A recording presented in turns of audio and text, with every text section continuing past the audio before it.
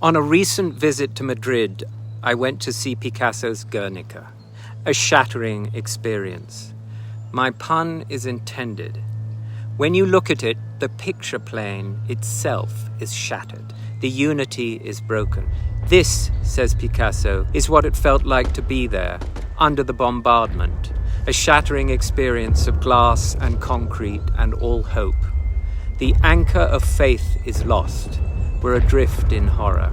It was painted in black and white because this is how Picasso first saw images of the destroyed Spanish town, in newsprint, but also because he realized, in a stroke of genius, that painting it without color would perfectly suit his vision of a world drained of all humanity, a landscape of the machine where weapons had killed on an industrial scale.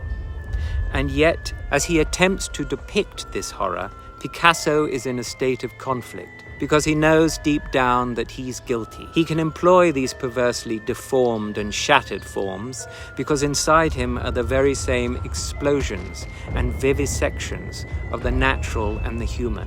He is the destroyer, a giant on the stage of a godless age. He knows that beauty has lost its way, and the honesty of his genius is to show us the resulting ugliness. Like the machine, his art actually opposes nature. This is what makes Guernica so fascinating.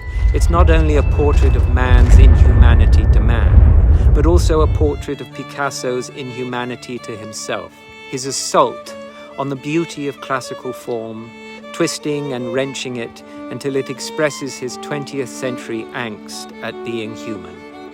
Picasso has taken evident pleasure in his masterpiece, in its scale, its horror, the vehemence of its distortions. Just like in Stravinsky's Rite of Spring, the violence is enlivening and almost rhapsodic, because in art, Picasso can make his destructions cathartic and creative.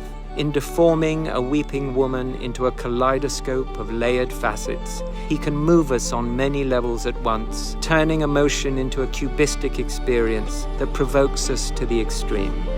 What we must finally admire in Guernica is its orchestration, the way in which this vision of apocalypse is nonetheless balanced like a beautifully formed bridge. It's as if God has taken hold of hellish chaos and made it behave according to the geometry of Euclid.